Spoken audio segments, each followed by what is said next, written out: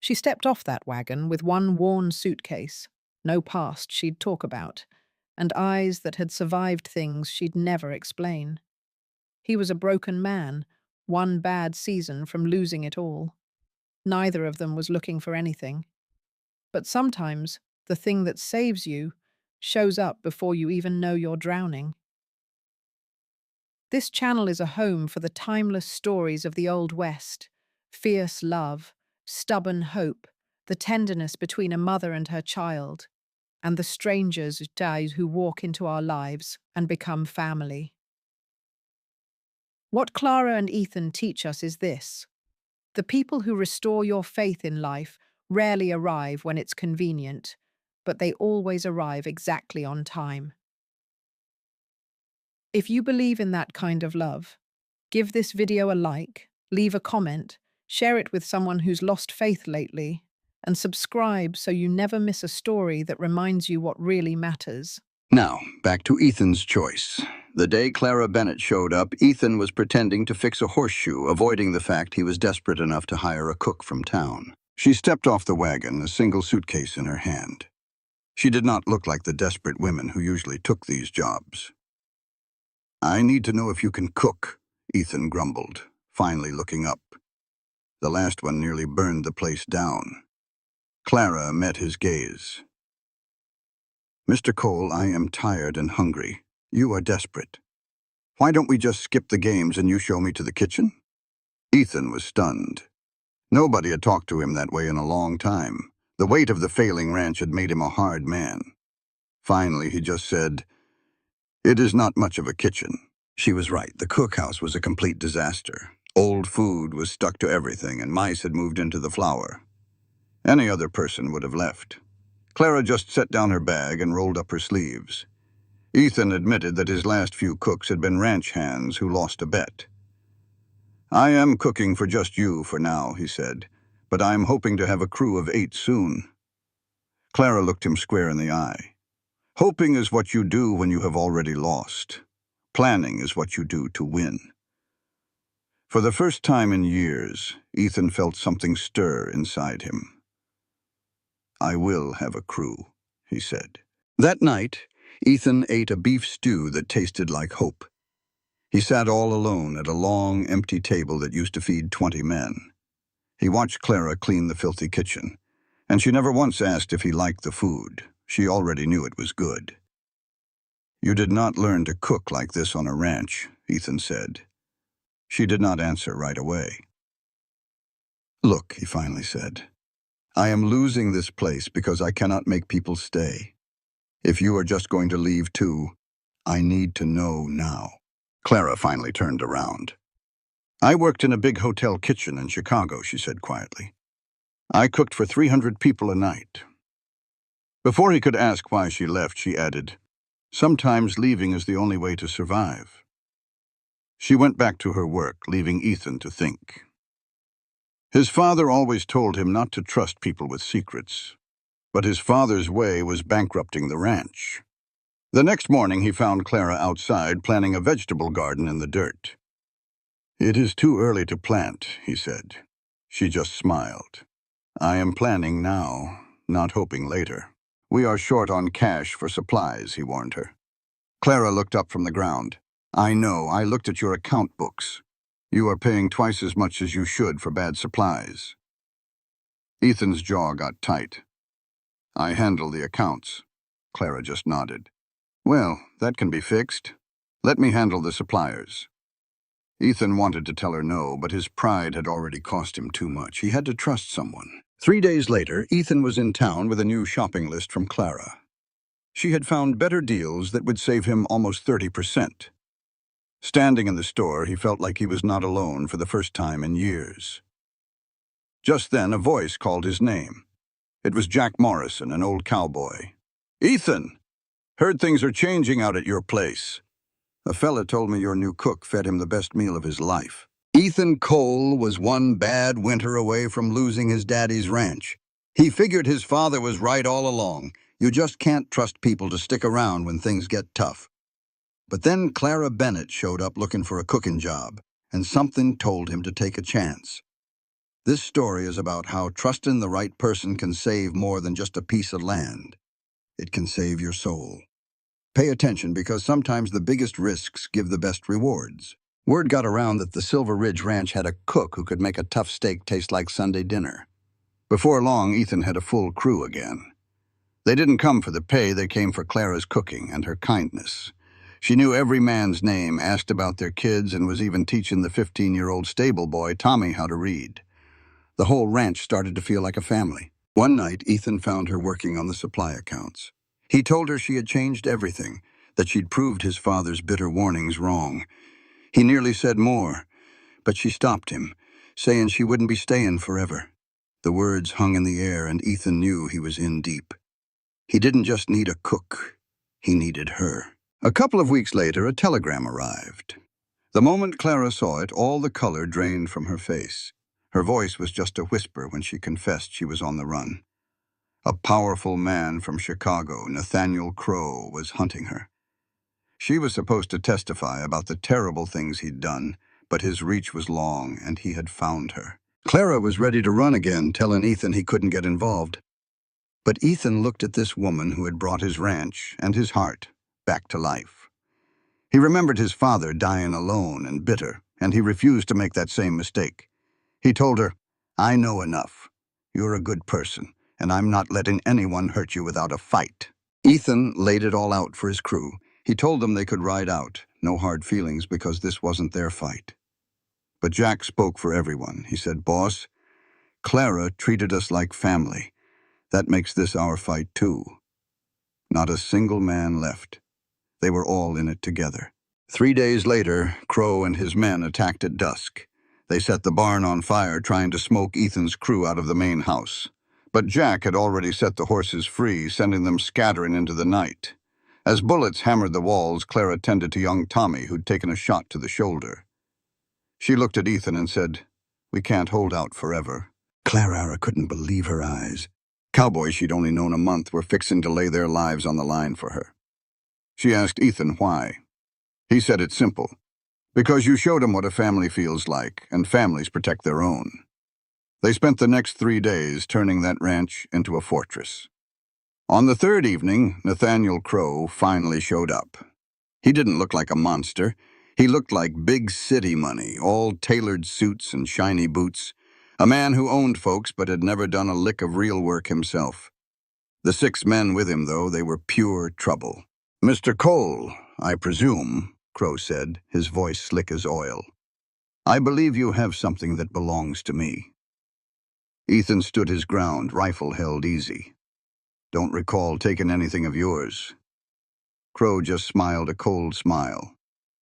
"Miss Bennett and I have unfinished business." "Miss Bennett works for me now. Her business is her own." Crow lit a cigar, slow and easy, showing he wasn't worried. "Look, I'm a reasonable man. I know she lied to you. So I'm prepared to be generous." He pulled out a thick envelope. $20,000.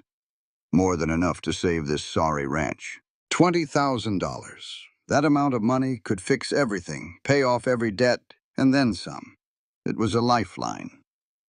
"That's a whole lot of money," Ethan said, his voice steady. "It is," Crow agreed. "All you have to do is walk away. Let me handle my business, and by morning you'll be a wealthy man." Ethan glanced toward the cookhouse, where he could see Clara's shadow in the window. He could hear his daddy's voice in his head, warning him that people always let you down. But then he thought of Clara, how she'd brought life back to this place. "No," Ethan said. The word hung in the air. Crow's slick smile finally cracked. "Excuse me?" "I said no. Clara stays here. Y'all need to leave my land now." "Don't be a fool, Cole. I don't care if it's $1 million. She ain't for sale." Ethan raised his rifle just a bit. "You got 30 seconds. Crow laughed, a sound with no warmth in it. "You have no idea who I am. I own judges and politicians. I can have a warrant for her arrest by sunrise." "Then do it," Ethan said flatly. "We'll see how far Illinois law reaches out here." "Or," Crow said, his voice dropping, I can just take what's mine by force. He motioned to his men. Think carefully, Mr. Cole. Is she really worth dying for? With that, he rode off, promising to be back in 1 hour. Clara came out of the cookhouse, her face pale. You turned down $20,000. Wasn't mine to take, Ethan said. Most men would have. He just looked at her. I ain't most men. Ethan gathered his crew. All right, y'all, last chance to walk. No one will think less of you. Not a single man moved. As the sun went down, Clara finally told him the whole story. She'd been a chef at Crow's fancy hotel in Chicago. One night she found a locked storage room. Inside were young women, barely girls, locked in cages like animals. He was shipping them all over the country. I was so stupid, she whispered, her voice breaking. I saw all the signs but didn't want to believe it. She had gone to the police, but they were on Crow's payroll. They warned her to disappear, or she'd end up just like those girls. So she ran. I never meant to bring this trouble here, she said, tears in her eyes. For the first time, I felt like I had a home.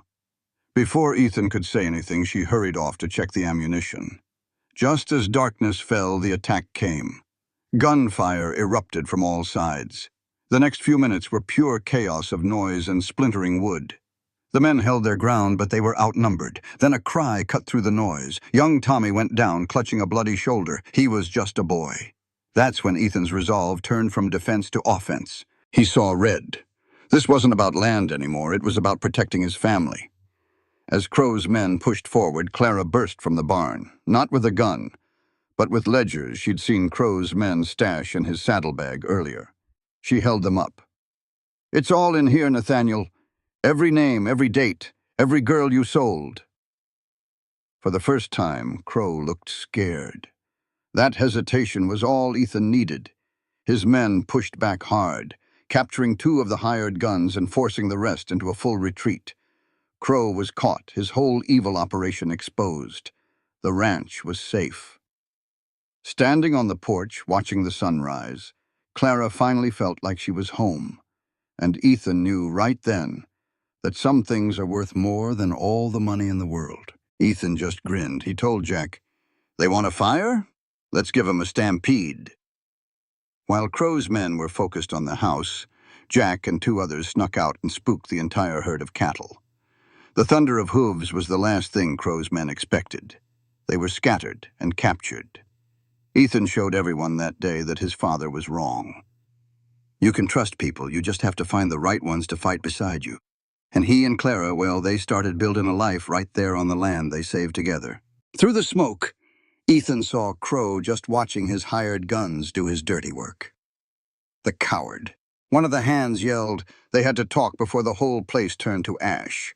But Clara said quiet like, "There is nothing to talk about. He wants me." Ethan looked at her hard. She said, "I have been running for 2 years and people get hurt. It is time to stop." Ethan's voice was like stone. "No, we are not handing you over." She just looked at the fire eating his barn, at Tommy bleeding. "This is my fault. I was selfish."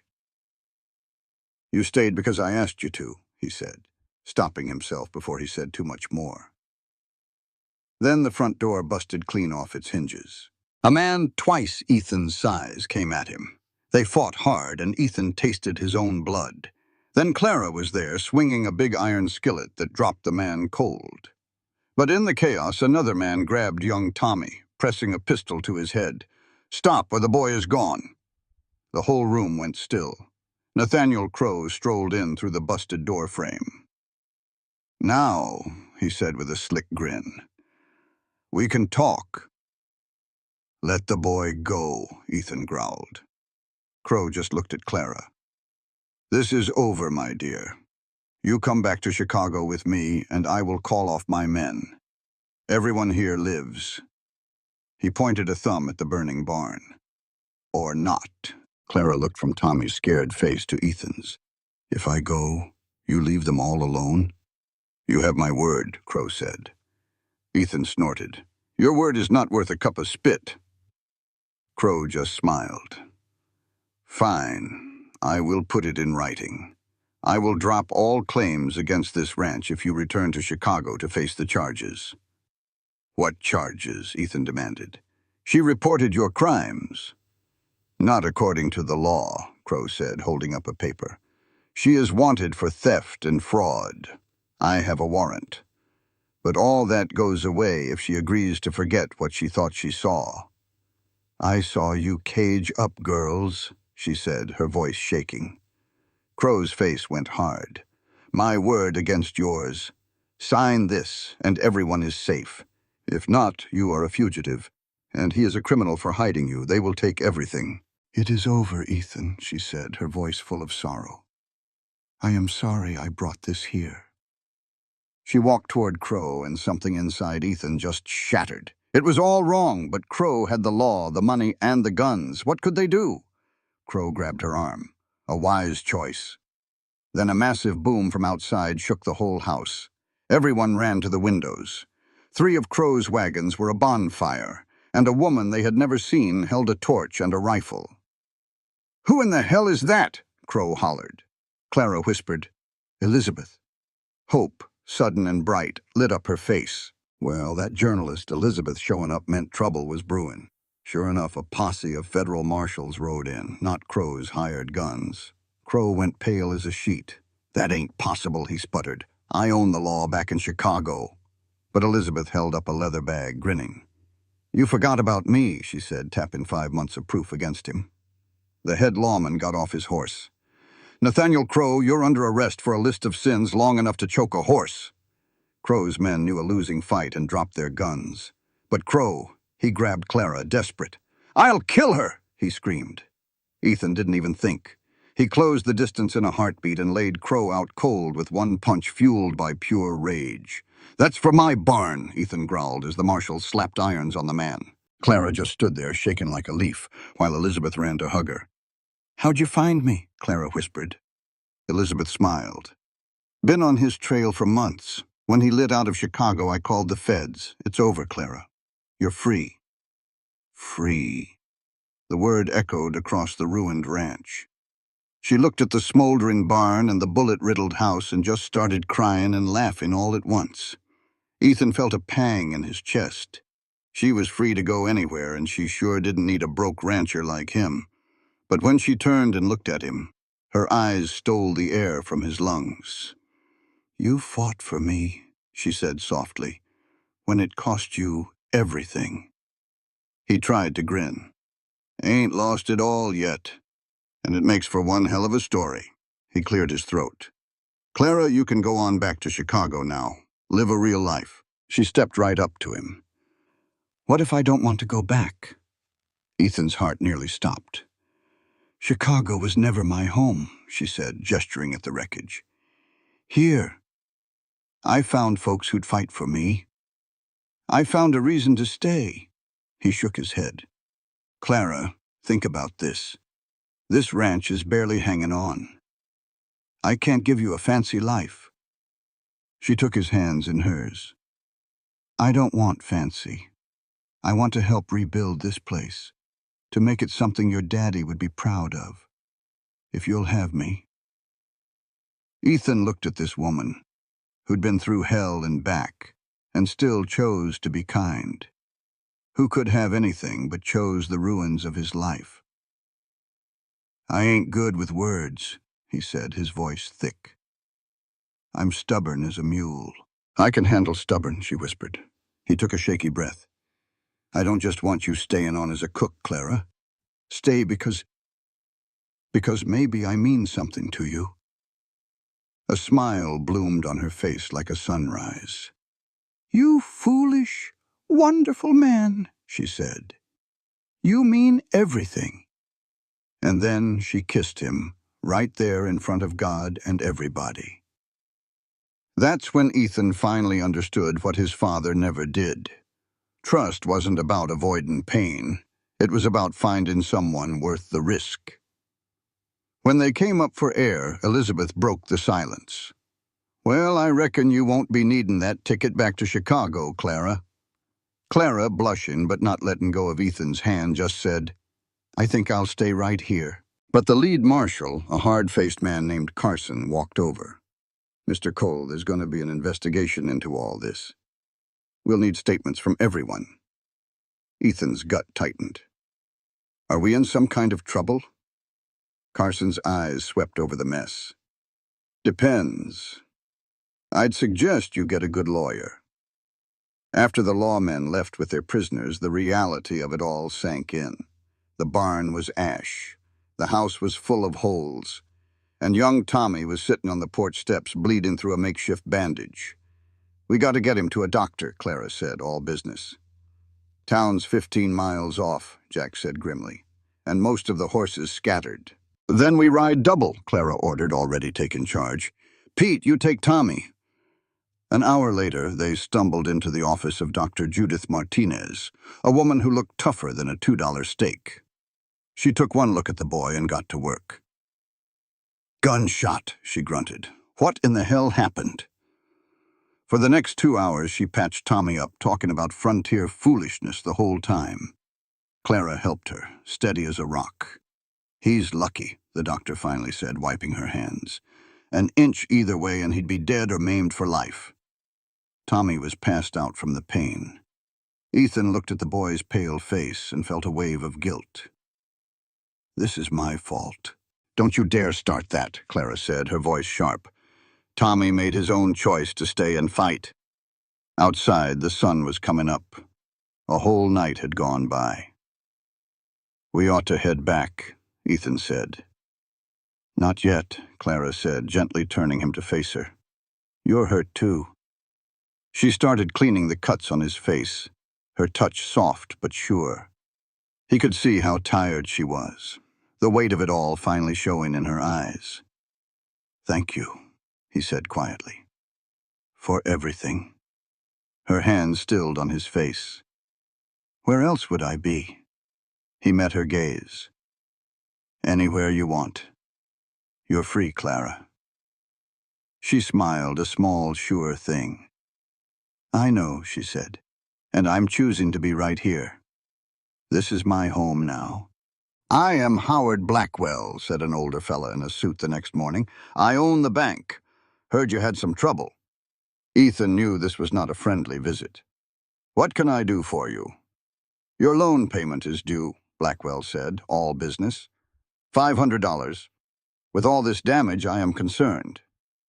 The number was a punch to the gut. Ethan had forgotten all about it. I will make the payment, Ethan said, lying through his teeth. Blackwell just smiled. Will you? Rebuilding that barn will cost at least $1,000. You have lost cattle. You have legal troubles. This ranch is now a bad investment. So I am calling in your loan, Blackwell said, his voice cold as a snake. The full amount is due in 30 days, or the bank takes Silver Ridge. You cannot do that, Clara said. It was not his fault. Business is not about fault, Blackwell replied, tipping his hat. 30 days. After he left, Clara asked, How much? Ethan's voice was empty. $3,000. I took the loan 2 years ago when my father passed. Paying it all at once is impossible. There might be a reward for helping catch Crow, she said, trying to find a solution. That would take months, he sighed. We do not have months. Some fights you just cannot win, Ethan said softly. My dad built this place for 30 years. I've spent 2 years watching it die. Maybe it is time to let it go. Clara looked at him, disbelief turning to anger. Let it go? After we fought for our lives? After what we have all been through, you are just going to give up? I am being realistic. No, she shot back, her voice shaking. You are being a coward. You stood up to Crow and his guns to protect me. But you will not fight for yourself? For your own home? It is not the same. It is exactly the same, she said, her eyes blazing. You told me planning is what you do when you still believe you can win. So what is it, Ethan? Are you giving up or are we making a plan? And figure out our next move. When they got back to Silver Ridge, Ethan's heart sank. But the crew had worked all night long.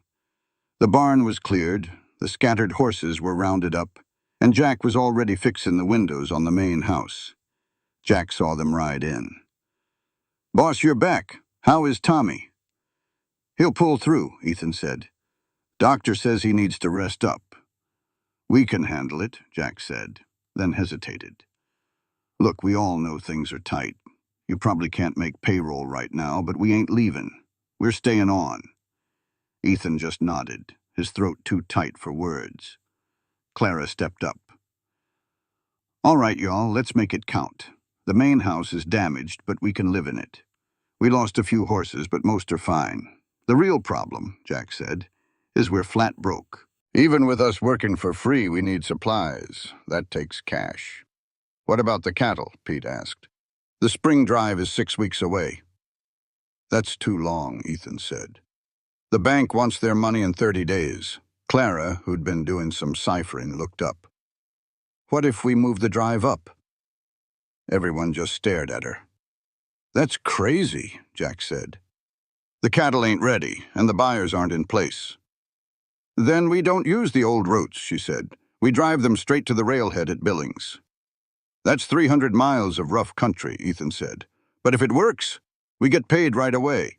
Might bring in $4,000, enough to settle up with the bank and have a little left over."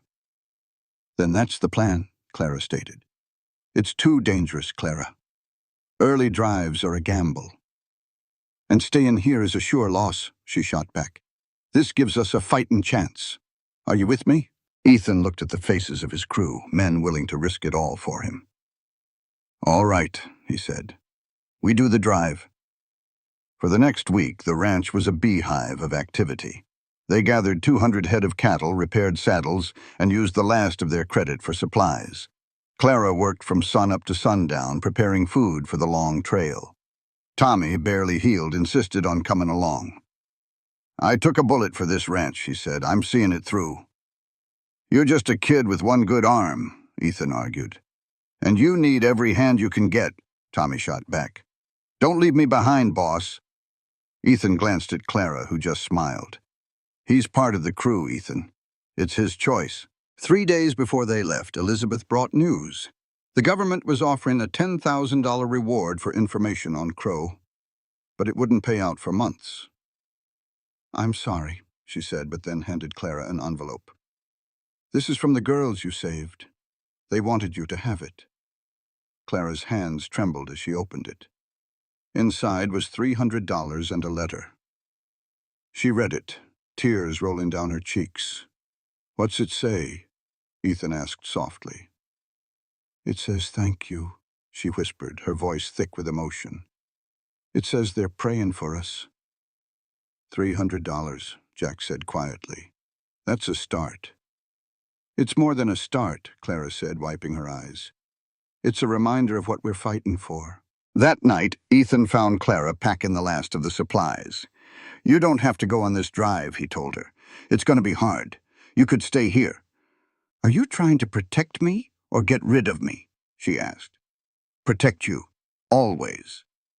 "I don't need protecting, Ethan. We're in this together." He pulled her into his arms. "I'm scared," he admitted. "Scared we'll fail. Scared I'll lose you." "Fear is just love with nowhere to go," Clara said softly. "You're scared because you care. That's what makes you strong. A stubborn rancher taught me that caring is worth the risk." "Win or lose, you saved me, Clara Bennett." The words tumbled out before he could stop them. "I love you. I know this is all a mess, but I need you to know." Tears welled up in Clara's eyes. "You stubborn, wonderful man. I love you too. I've loved you since the day you chose to fight for a stranger instead of taking the easy money." They kissed then, a slow, deep promise of a home they'd build together. "We're going to make it," Clara whispered. "How can you be so sure?" "Because I have faith in us," she smiled. "And I'm too stubborn to accept any other ending." At dawn, they rode out. 8 cowboys, 1 determined cook, and 200 cattle pointed toward Billings. The odds were long, and the risks were high. But as Ethan looked at Clara riding beside him, he knew the best things in life were always worth risking everything for. It felt like everything was on the line, 'cause it was. This cattle drive was their last chance, and right out of the gate, things went wrong. The ranch was hurtin', and now just one day in, they'd already lost 12 head of cattle. Ethan felt the weight of it all pressing down on him. At the campfire, Jack laid it out plain. Losing that many cattle means we lose a big piece of our profit. We can't keep this up. But Clara, stirring a pot of beans, wouldn't have it. "We'll do better tomorrow," she said, her voice steady. "This is what we do. We adapt." Her grit was the only thing holding them together. And then there was young Tommy trying to hide the pain from his shoulder but fooling no one.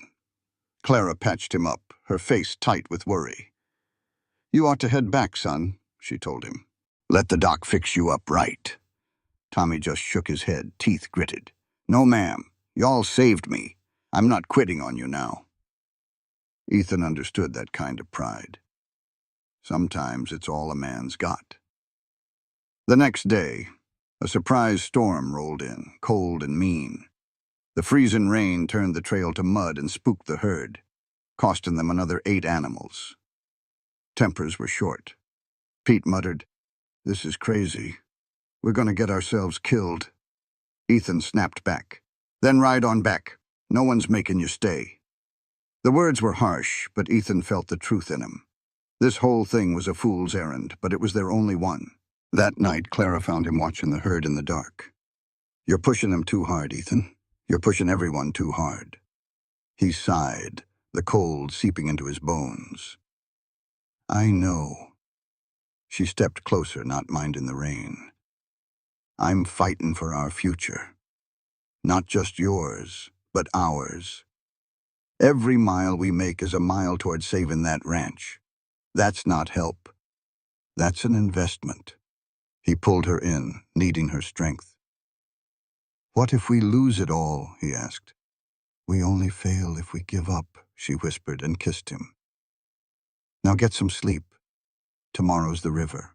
The Yellowstone River was a monster, swollen and fast with melted snow. Waiting wasn't an option. "It's dangerous, boss," Jack warned. "I know the risks," Ethan said, his jaw set. "We're crossing." He led the way, his horse fighting the powerful current. Once he reached the far side, he hollered back, "See, it can be done." They started pushing the herd across. For a little while, it seemed like they might just get lucky. Then one steer panicked. Suddenly, the water was a churning mess of terrified animals. Cowboys dove in, but the chaos was spreading like fire. Young Tommy rode right into the thick of it, trying to save a calf from drowning. His horse went down, and they both disappeared under the water. Clara screamed his name and charged in after him without a second thought. For a terrible second, Ethan thought he'd lost them both.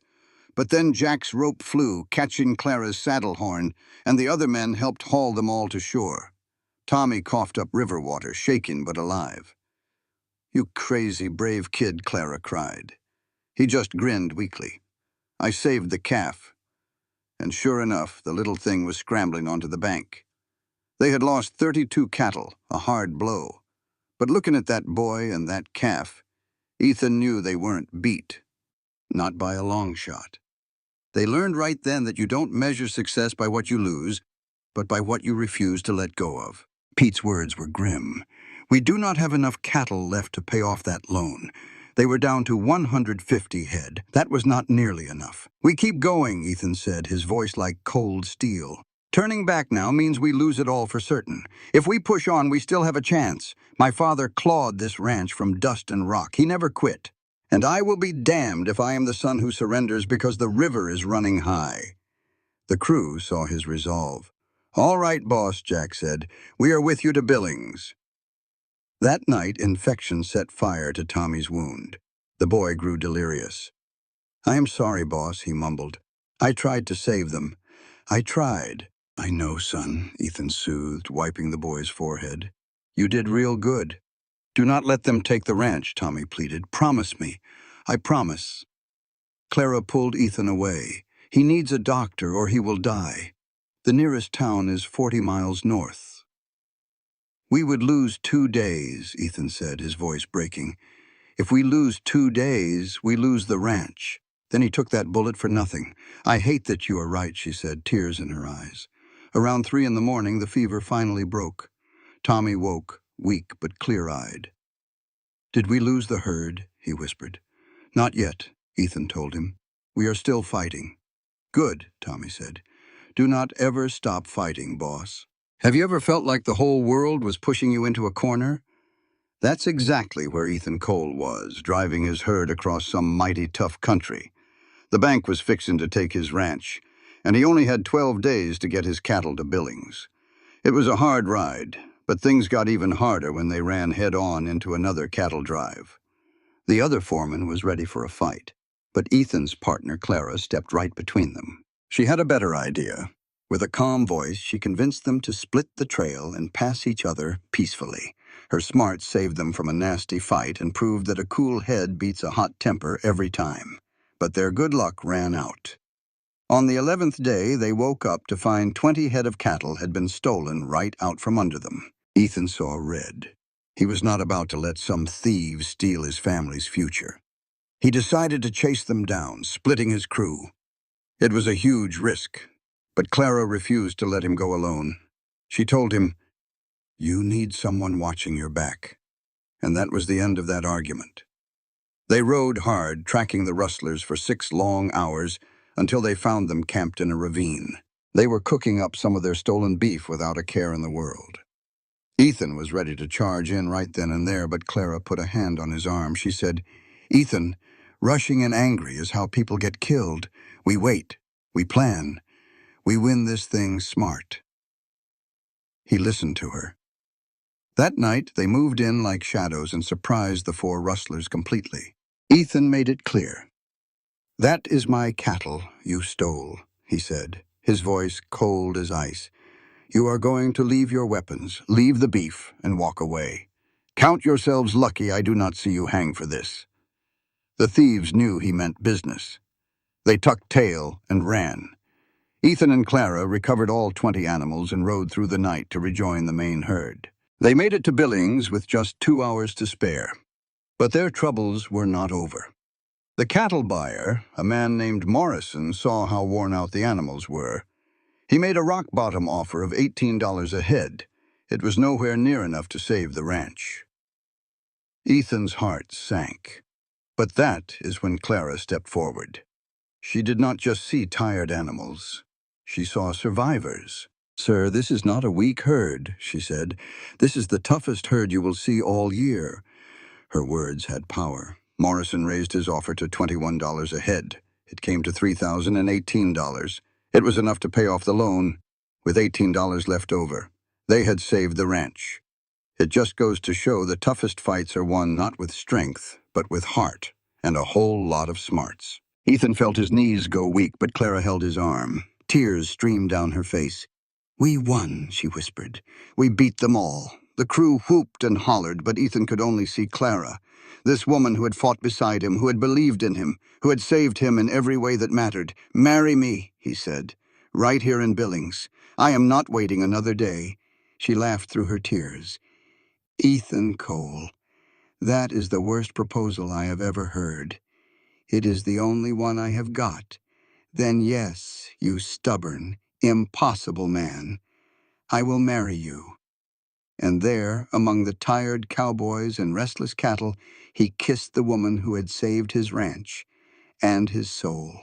The next morning, they found a preacher in a small church. "You two look like you have been through a war," Reverend Thompson said. "Something like that," Ethan answered. The Reverend hesitated. "Marriage is a sacred thing, son, not something to rush into." Clara stepped forward. "Reverend, in 2 months I have seen more of this man's character than most people learn in 2 years. We are rushing, but we are not being rash." The Reverend studied her, then Ethan, and finally smiled. "Well then, let us get you two married." With the crew as their witnesses, the ceremony was simple and perfect. Tomorrow they would pay the bank. Tomorrow, they would start the long ride home. Some folks get married with all the bells and whistles. Ethan and Clara Cole got married smelling of cattle and dust with their trail crew as witnesses. They had just paid off the man who tried to take everything from them, and now they had to figure out what was next. This story is about how they did it, proving that a little grit and a lot of heart can build a life worth fighting for. So, what do you do when you have nothing left but each other? After Ethan sent the $3,000 wire to settle the loan, the operator gave him the receipt. He congratulated them and mentioned he'd heard about Clara's sharp negotiating skills. Ethan just squeezed her hand and said, "She's got a lot of skills." Standing outside, the reality of it all hit them. "We did it," Clara breathed. "We saved the ranch." Ethan pulled her close. "We did more than that, Mrs. Cole. We started a life." But before they could head home to Silver Ridge, they had a problem. Jack found Ethan that afternoon looking serious. "Boss, the men are worn out. That was the hardest drive we've ever seen. They love you, but that debt is paid. They need to know what you're offering if they stay and help rebuild." It was a fair question. The loyalty they gave out of debt was finished. Now it had to be earned all over again. That evening, Ethan laid it all out for the crew. "Fellas, after paying that loan and buying supplies, I've got about $60 to my name. I can't pay proper wages right now." The men looked at each other. "But I can offer you a stake in the ranch. A profit-sharing deal. When we grow, you grow with us. You'll be partners, not just hired hands." Pete asked, "What kind of percentage?" 5% each," Ethan answered. "It's not much, but it's honest. It's a chance to build something for ourselves." Tommy, his shoulder still bandaged, stood up first. "I'm in." One by one, most of the crew agreed. 6 men stayed to build a future. "We better not regret this," Pete said with a grin. "We just turned down paying jobs for a man with $60. Clara smiled. $68. I've been saving my wages." The men laughed, breaking the tension. The ride home was faster without a herd, but Ethan was quiet. Clara rode up beside him. "You're worrying again," she said, touching the line between his eyebrows. "I can't help it," he admitted. "We left that ranch in pieces. Anything could have happened." She looked at him with a strength that always calmed his fears. "Then we'll face it when we get there. Stop torturing yourself with what you can't control." "Worrying never solved a thing. It just wears you out," Clara told him. On the 8th day of their ride home, they hit a snag. A brand new cabin was built square in the middle of their trail. "This is private land now," the settler said. "You'll have to go around." Ethan got his back up, but Clara touched his arm. "It is not worth the fight," she whispered. "But it is the principle of it," he shot back. "That is not the hill to die on, Ethan. Let it go." He did, but the whole thing left a sour taste in his mouth. That night by the fire, he was quiet. "This whole country is changing," he finally said. "Fences and rules everywhere." Clara looked into the flames. "Then we will change with it. We do not just survive, Ethan. We build. We have been through hell, and now we get to make something that lasts." She gave him a small smile. "I love you. Now stop fretting and get some sleep." On the 15th day, they finally saw home. When they topped the last hill, Silver Ridge lay below them. The barn was a heap of blackened wood, but the house was patched up and smoke curled from the chimney. And sitting on the porch, plain as day, was Elizabeth. "Took y'all long enough," she said, holding a coffee cup. She gave Ethan an envelope. An advance on the reward for helping catch Crow. His hands shook as he opened it. Inside was a bank draft for $2,000. "2,000, he breathed. "This is enough. This is enough to start again." "It is a second chance," Elizabeth corrected. She then handed Clara a stack of letters from the women she had helped free. Tears rolled down Clara's cheeks as she held them. That night, they celebrated with good whiskey and a real feast. After a few toasts, Clara stood with her glass. "To all of us," she said, her voice steady. "We did this together. Every last impossible mile. That is what a family does. They fight for each other, and y'all are my family now. Later that night on the porch, Clara asked, "What happens with us?" Ethan turned to her. "I want to build this life with you, Clara. The right way. I know I am stubborn, but I will fight for you every single day. You are my partner in all of this, and I take that seriously." Clara smiled in the starlight. "Good, because I'm going to hold you to that promise." They kissed. Two people who had been broken, but were determined to build a future. The next morning, the real work started. They were clearing the barn's foundation when a rider brought a telegram from Blackwell's bank. Ethan braced for the worst, but it was just a receipt. The loan had been paid in full. The lien on Silver Ridge was officially gone. "It is over," he said, showing her the paper. "The bank debt, it is all over." They sat on the porch steps for a good long while, just letting the feeling sink in. They were finally free. In the 6 months that followed, Silver Ridge was reborn, stronger than before. A new barn rose from the ashes, the house was made whole, and their marriage was built on solid ground. Elizabeth returned one last time with news. Crow had been convicted on all charges. Justice was done. "It is truly over," Clara said quietly after Elizabeth left. "The hiding, the fear, all of it." She looked at Ethan, a real peace on her face. "I can finally just be Clara Cole, a rancher's wife." He smiled. "I like her best anyway." And she was right. They returned to Silver Ridge and got to work. That winter was tough, but they rebuilt the barn and planned for the spring. Then, on a quiet Christmas morning, Clara told Ethan they were going to have a baby. He was terrified and overjoyed all at once. Their daughter, Grace, was born the next summer. The whole crew treated her like a little queen. Holding that tiny baby, Ethan finally understood what his father never had. The land was just dirt. The people, the family you build, were what made it all worth fighting for. It was a lesson he never forgot. Years later, Silver Ridge Ranch was one of the most respected in Montana. The men who risked it all became the heart of the operation. The story of the desperate cattle drive and the woman who saved the ranch became a local legend. It wasn't a fairy tale. Life was hard and full of challenges, but they lived fully, facing every single day together.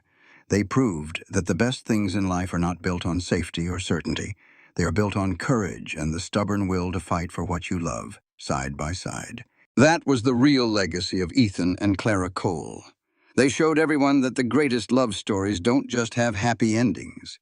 They create brand new beginnings.